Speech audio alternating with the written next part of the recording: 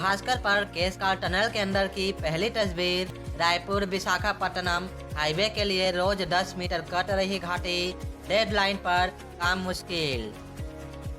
Raipur Visakhapatnam national highway के तहत केसकाल घाटी में 2.8 किलोमीटर की टनल बननी है। इसका काम 22 जनवरी 2024 में शुरू हुआ था। दैनिक भास्कर में इसकी पहली तस्वीर भी सामने आई है। काम पूरा होने की डेडलाइन जनवरी 2026 की है, लेकिन डेडलाइन से 1 साल और की देरी होने के पूरा अनुमान है। यानी सड़क मार्ग से बस्तर और दक्षिण भारत जाने वाले लोगों को और 2 साल केसकाल घाटी के संघर्ष भरे रास्ते से गुजरना होगा। निर्माण शुरू होने के ठीक 1 साल बाद भास्कर टीम कंस्ट्रक्शन साइट पर पहुंची। मौके पर बड़ी बड़ी मशीनों से टनल का निर्माण चल रहा है। KMV कंपनी के इंजीनियर्स ने बताया कि टनल के लिए रोजाना 10 मीटर तक केसकाल पहाड़ काटा जा रहा है। छत्तीसगढ़ विधानसभा में जहरीली शराब का मुद्दा उठा। कौशिक ने अफसरों के खिलाफ EOW ACB जांच की जानकारी मांगी। कार्यवाही 27 फरवरी तक स्थगित। छत्तीसगढ़ विधानसभा के बजट सत्र के दूसरे दिन जहरीली शराब, भ्रष्टाचार, बिजली कटौती के मुद्दे गूंजे। जहरीली शराब पर विपक्ष ने नारेबाजी करते हुए वॉकआउट भी किया। फिलहाल महाशिवरात्रि के चलते कार्यवाही 27 फरवरी तक स्थगित की गई है। लोफंडी गांव में जहरीली शराब पीने से 9 लोगों की मौत हुई थी। इसका मुद्दा नेता प्रतिपक्ष चरणदास महंत ने ध्यान आकर्षण किया। ये मुद्दा उठाया। इससे पहले प्रश्नकाल में धर्मलाल कौशिक ने राज्य प्रशासनिक सेवा अधिकारियों के खिलाफ ACB EOW जांच की जानकारी मांगी। उन्होंने पूछा कि कितनी जांच लंबित है और सरकार ने अब तक क्या कार्रवाई की है। जवाब में CM साय ने कहा कि हमारी सरकार भ्रष्टाचार के खिलाफ जीरो टॉलरेंस की नीति पर काम कर रही है। कोई भी दोषी अधिकारी नहीं बख्शे जाएंगे। हमने सुशासन और अभिसरण विभाग का गठन किया है। वहीं शून्यकाल में भूपेश बघेल ने स्थगन प्रस्ताव लाकर बिजली कटौती के मुद्दे पर चर्चा कराने की मांग की। पूर्व CM ने कहा कि बिजली कटौती, लो वोल्टेज और पेयजल की परेशानी है। किसान सिंचाई के लिए परेशान हैं। इस पर काम रोक कर चर्चा कराई जाए। इससे पहले कार्यवाही शुरू होते ही सदन में पूर्व प्रधानमंत्री डॉक्टर मनमोहन सिंह के निधन पर शोक जताया गया। स्पीकर रमन सिंह बोले, उनकी भरपाई नहीं हो सकती। वहीं CM साय ने कहा कि देश ने हीरा खो दिया है। उन्होंने रिजर्व बैंक में गवर्नर, वित्त मंत्री और प्रधानमंत्री पद के साथ सार्वजनिक जीवन में भी कई अहम जिम्मेदारियां निभाई। पूर्व CM भूपेश बघेल बोले, मनमोहन सिंह 10 साल प्रधानमंत्री रहे। इस दौरान उन्होंने समर्थन मूल्य 450 से 900 रुपये प्रति क्विंटल धान खरीदी की शुरुआत की। इससे किसानों की स्थिति में सुधार हुआ। उन्होंने मनरेगा की भी शुरुआत की। इसके बाद सदन में 2 मिनट के मौन के बाद कार्यवाही 5 मिनट के लिए स्थगित की गई थी। प्रश्नकाल में उठे ये सवाल। सवाल 1, राजेश मुरट ने पूछा, कोऑपरेटिव सोसाइटी के अंतर्गत प्रदेश में कितनी संस्थाएं हैं? कोऑपरेटिव सोसाइटी NOC के लिए भटकते रहते हैं और बिना पैसों के उन्हें NOC नहीं मिलता। ये पूरे प्रदेश का मामला है। 2 महीने में कमेटी गठित करने की बात कही थी और 4 महीने में वही उत्तर आ रहा है। इसके जवाब में केदार कश्यप ने कहा, हमने 4 सदस्यीय कमेटी का गठन तत्काल किया। 2 बैठकें भी हो चुकी है। जब कमेटी का प्रारूप आएगा तब क्या बेहतर हो सकता है, उस दिशा में काम करेंगे। आने वाले समय में शिकायत नहीं मिलेगी। दूसरा सवाल धर्मलाल कौशिक ने पूछा, राज्य प्रशासनिक सेवा के अधिकारियों पर EOW, ACB और विभागीय या अन्य मामलों में जांच चल रही है। कितनी जांचें लंबित हैं और सरकार ने अब तक क्या कार्रवाई की है? इसके जवाब में CM साहब बोले, सरकार ने सुशासन और अभिसरण विभाग का गठन किया है। सुशासन स्थापित करेंगे। सरकार भ्रष्टाचार के मामले में जीरो टॉलरेंस की नीति पर चल रही है। कोई भी दोषी अधिकारी ही बख्शे नहीं जाएंगे। मैं सदन में विश्वास दिलाता हूँ।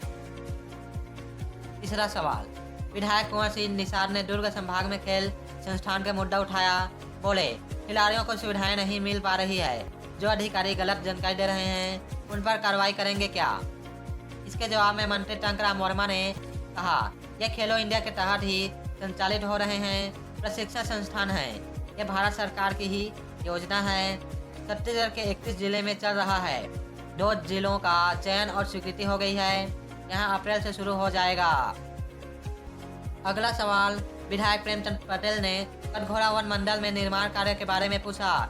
2023 और 24 और 2024-25 में वन विभाग ने कितने निर्माण कार्यों को मंजूरी दी, कौन सी एजेंसी काम कर रही है और कितने काम पूरे हुए। इसके जवाब में मंत्री केदार कश्यप बोले, कटघोरा वन मंडल के तहत वन विभाग ने वर्ष 2023-24 और 24-25 में कुल 5,346 कार्य स्वीकृत किए गए, जिनमें से 3,019 कार्य पूर्ण हो चुके हैं, जबकि 2327 कार्य चल रहा है। सत्र के दौरान सदन में इन मुद्दों को उठाएगी कांग्रेस। प्रधानमंत्री ग्रामीण आवास योजना 18 लाख हितग्राहियों को पूरी राशि नहीं मिली, केवल पहली किस्त जारी हुई। राशि के अभाव में गरीब लोग आवास निर्माण नहीं कर पा रहे। दूसरा सवाल, महतारी वंदन योजना मृतक हितग्राहियों को राशि जारी हो रही, जबकि 30,000 पात्र महिलाएं अब तक वंचित अपात्र लोगों को भी लाभ मिल रहा। तेंदुपत्ता संग्राहक बोनस 45 रुपये प्रति मानक बोरा का बोनस अब तक नहीं मिला। किसानों को धान उपार्जन की राशि किस्तों में दी जा रही है, जबकि एक मुश्त देने का वादा था। शिक्षक भर्ती 35,000 शिक्षकों के भर्ती बजट में स्वीकृति हुई, लेकिन 1 साल बाद भी विज्ञापन जारी नहीं हुआ। कानून व्यवस्था, गैंगवार और दिन दहाड़े फायरिंग आम हो गई है।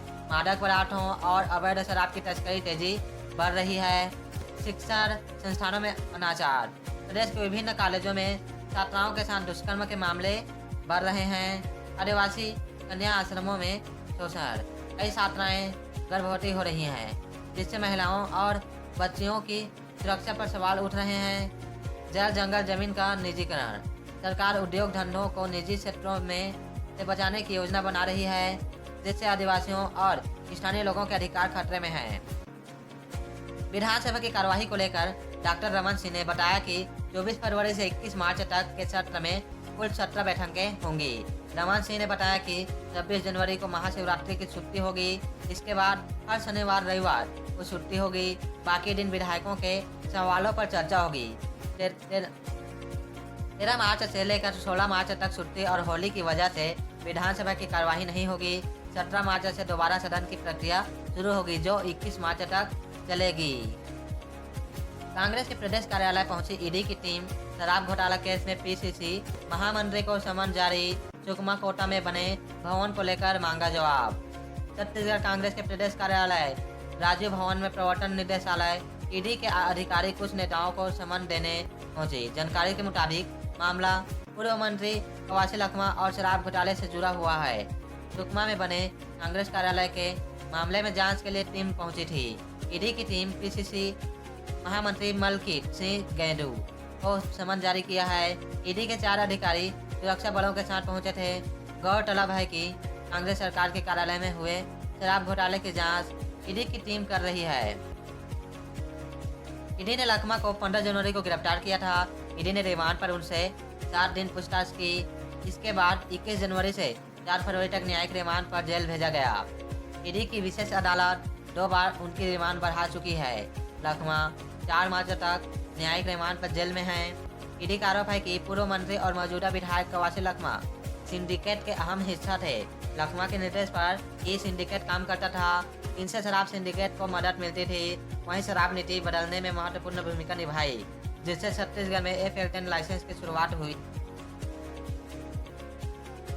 ईडी का दावा है कि लखमा को आबकारी विभाग में हो रही गड़बड़ियों की जानकारी थी, लेकिन उन्होंने उसे रोकने के लिए कुछ नहीं किया। ईडी के वकील सौरभ पांडे ने बताया कि 3 साल शराब घोटाला चला। लखमा को हर महीने 2 करोड़ रुपए मिलते थे। इस दौरान 36 महीने में लखमा को 72 करोड़ रुपए मिले। ये राशि उनके बेटे हरीश कवासी के घर के निर्माण और कांग्रेस भवन सुकमा के निर्माण में लगे। ईडी ने कहा था कि छत्तीसगढ़ में शराब घोटाले से सरकारी खजाने को भारी नुकसान हुआ है। शराब सिंडिकेट के लोगों की जेबों में 2100 करोड़ रुपए से अधिक की अवैध कमाई भरी गई। निदेशालय की ओर से लखमा के खिलाफ एक्शन को लेकर कहा गया कि ईडी की जांच में पहले पता चल रहा था कि अनवर देवर, अनिल तुटेजा और अन्य लोगों का शराब सिंडिकेट छत्तीसगढ़ राज्य में काम कर रहा था। इस घोटाले की रकम 2161 करोड़ रुपए है। जांच में पता चला कि कवासी लखमा को शराब घोटाले से पीसीसी से हर महीने कमीशन मिला है। 2019 से 22 के बीच चले शराब घोटाले में ईडी के मुताबिक ऐसे होती थी अवैध कमाई। आटे कमीशन CSMCL यानी शराब की खरीद और बिक्री के लिए राज्य निकाय द्वारा उनसे खरीदी गई शराब के प्रति केस के लिए डिस्टिलर्स से रिश्वत ली जाती थी। 8वीं कच्ची शराब की बिक्री बेहिसाब कच्ची आपदा बुक देसी शराब की बिक्री हुई। इस मामले में सरकारी खजाने में एक भी रुपए नहीं पहुंचा और बिक्री की सारी रकम सिंडिकेट ने हड़प ली। अवैध शराब सरकारी दुकानों से ही बेची जाती थी। पार्ट 3 कमीशन शराब बनाने वालों से कार्टेल बनाने और बाजार में निश्चित हिस्सेदारी दिलाने के लिए रिश्वत ली जाती थी। FL10A लाइसेंस धारकों को से कमीशन ली गई जिन्हें विदेशी शराब के क्षेत्र में कमाई के लिए लाया गया था। जेल में कुंभ स्नान हर जेल के लिए एक एक मटका गंगा जल। छत्तीसगढ़ के जेलों में 18,000 कैदियों के लिए बना कुंड।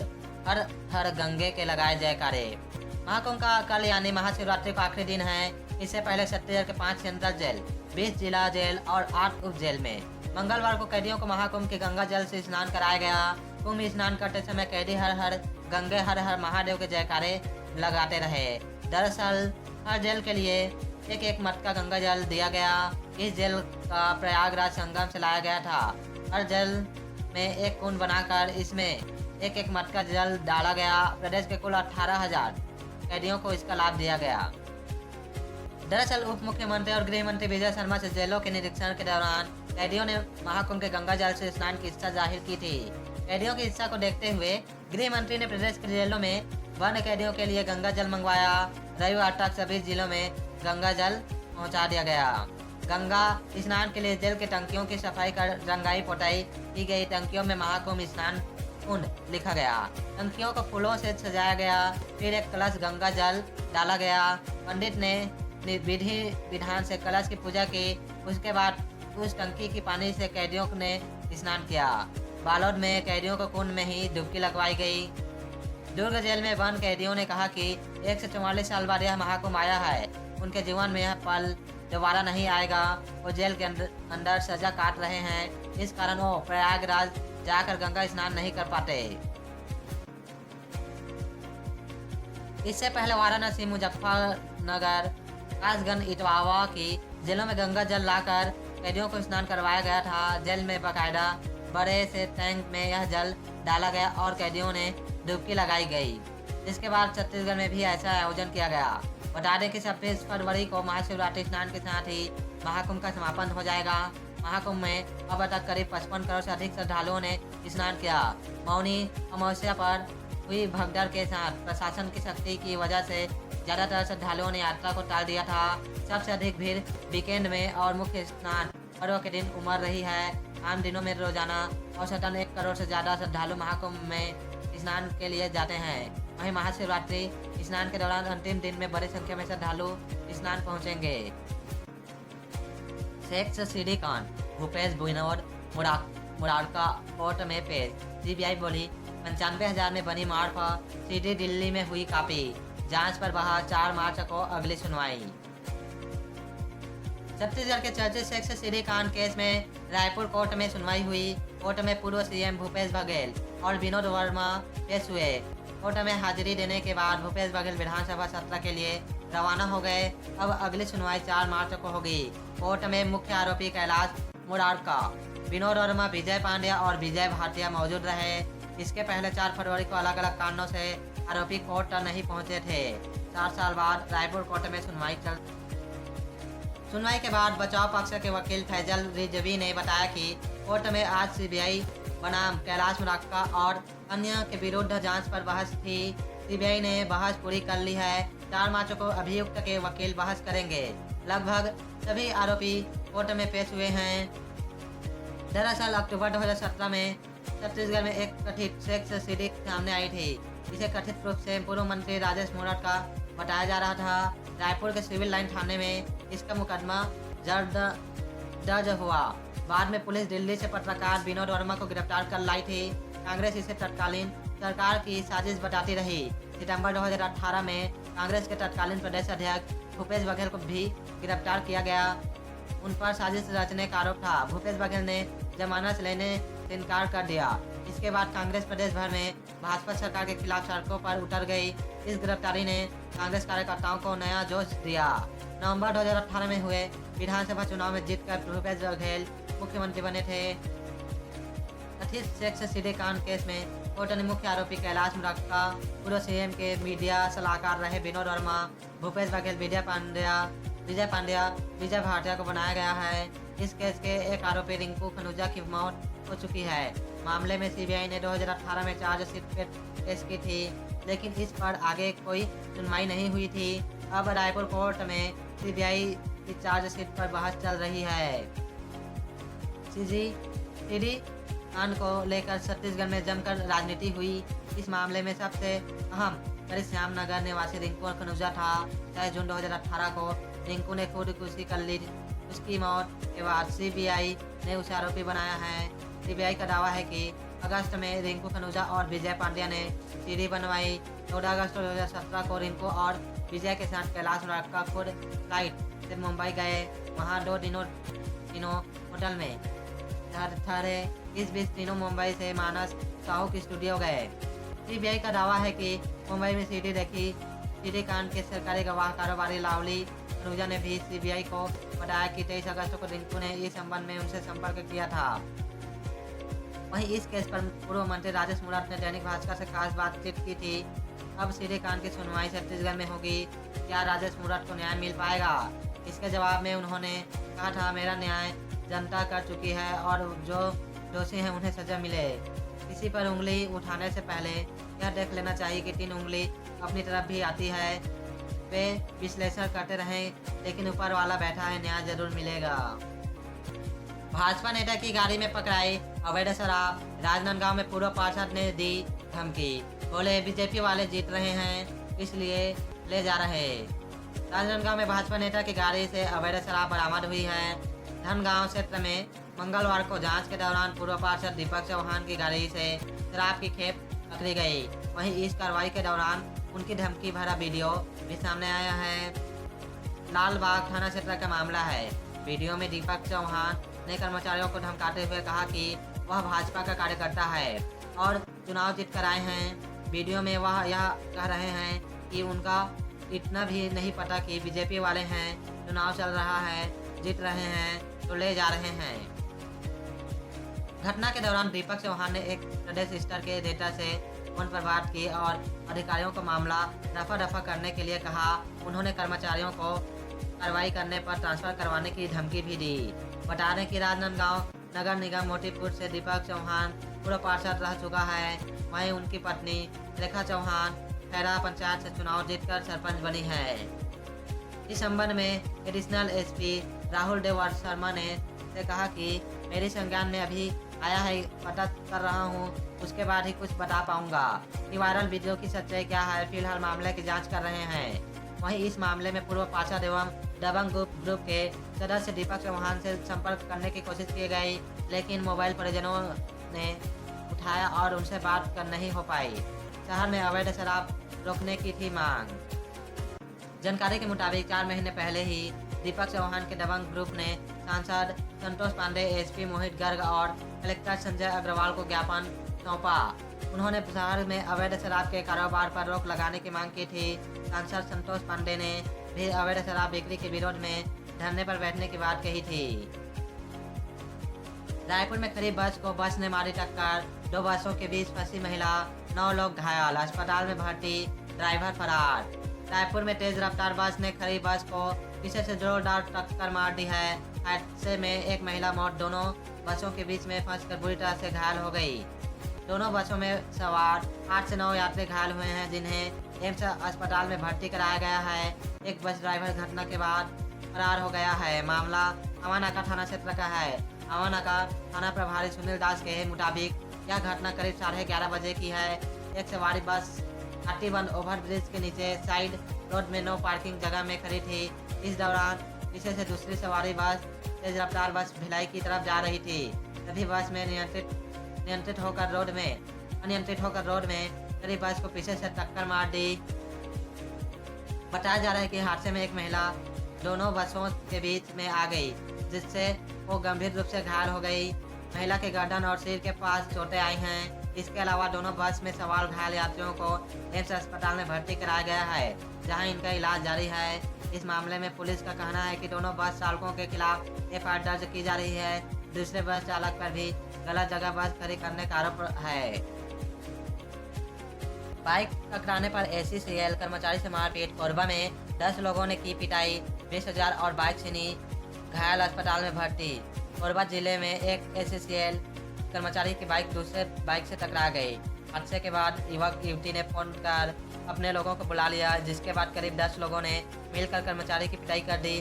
घटना कटला थाना इलाके की है। जानकारी के मुताबिक कुछ मुंडा परियोजना का कर्मचारी सूरज निषाद पंचायत चुनाव में वोटिंग करने के लिए साल गया था। वापस भुलसीडी लौटते समय उसकी बाइक की टक्कर एक दूसरी बाइक से हो गई। दूसरी बाइक पर एक युवक और युवती सवार थे। आरोपियों ने गाड़ी की मरम्मत के नाम पर 10,000 रुपये और इलाज के नाम पर 10,000 रुपये वसूल लिए। इतना ही नहीं, उन्होंने सुरेश की बाइक भी छीन ली। उन्होंने धमकी दी कि जब तक युवक युवती के इलाज का खर्च नहीं देंगे, बाइक वापस नहीं मिलेगी। सुरेश किसी तरह लिफ्ट लेकर घर पहुंचा। रात में तबीयत बिगड़ने पर उसे जिला मेडिकल कॉलेज में भर्ती कराया गया। परिजनों ने कटला थाना प्रभारी को घटना की जानकारी दी है।